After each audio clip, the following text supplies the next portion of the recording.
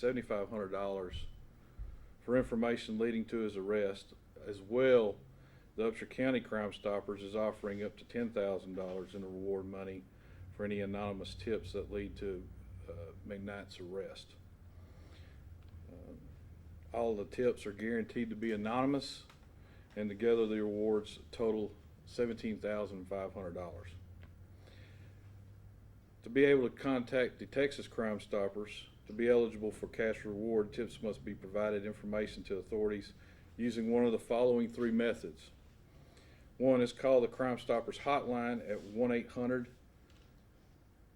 1-800-252-TIPS or 252-8477, or submit a web tip through the DPS website by selecting the fugitive that you have information about and then clicking on that link under their picture.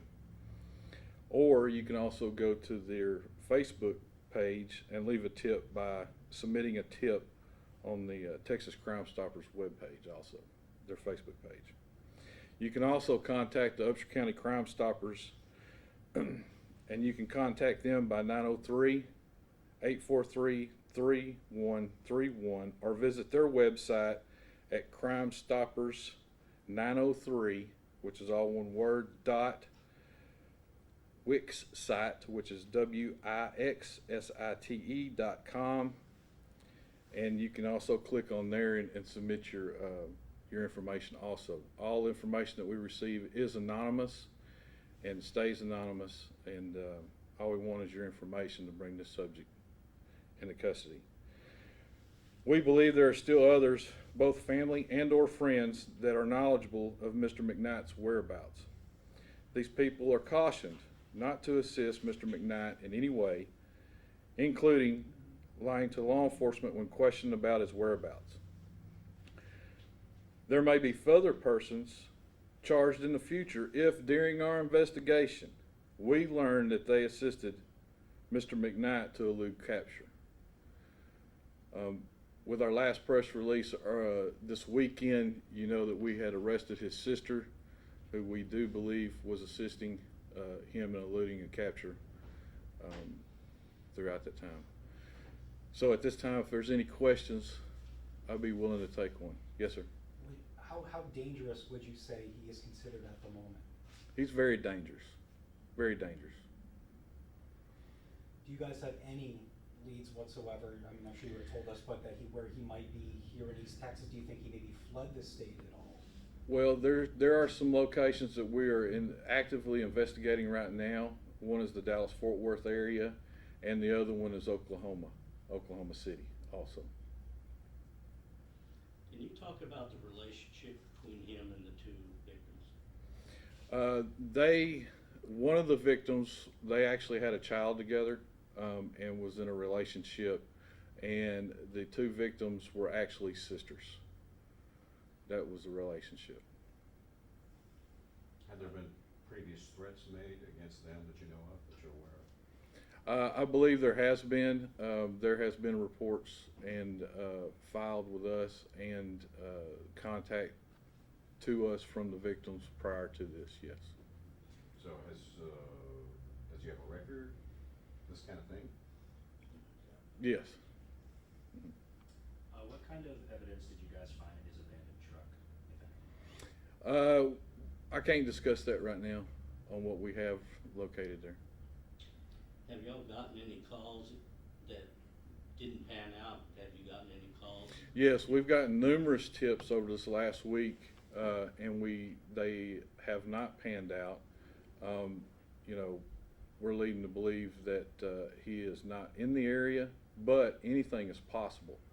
He could return back to this area very easily, or he could still be here. The information that we're getting is that he's not in this area, but anything's possible.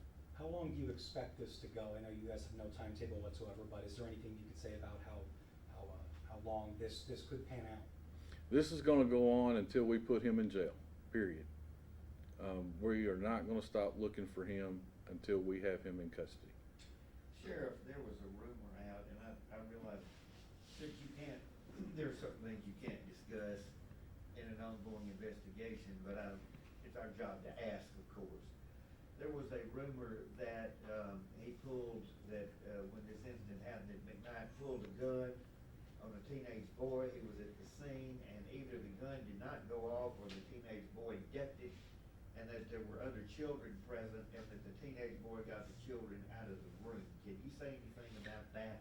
During the incident, there were witnesses, and that's all I can say. Okay. Have you found any witnesses as to where his truck was abandoned? Yes, we have, and we've been talking with them also. Those were witnesses who saw him abandon the truck? Those were witnesses that were during that incident when the vehicle was recovered by Gladewater Police Department, yes. I know he's top 10 most wanted here and for DPS. His picture, is it, being spread out to law enforcement nationwide? Yes, as far as we know, that's gonna happen. We've been pushing it out as far as we can on ours. That's one of the good things about the relationship that I have with DPS and the other agencies is they've been assisting us ever since this occurred, and have done an outstanding job. All the local law enforcement agencies here, state and federal guys that are helping us out, and we're fixing to start, and we're pushing this out pretty hard. Somebody out there knows where he's at, okay? They know where he's at or who he's with. They have information. The best thing that they can do is they can contact us or any law enforcement agency wherever he's at and let them know the information that they have so we can get this guy into custody and try to get the family some closure to this incident.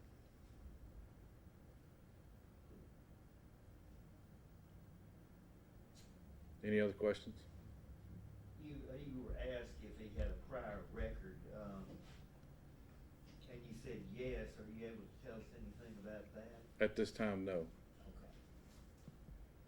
Is that previous record from Upshur County or other counties? I just know that he has a criminal history, and that's it. That's all I can say. Any other questions? No? Thank y'all.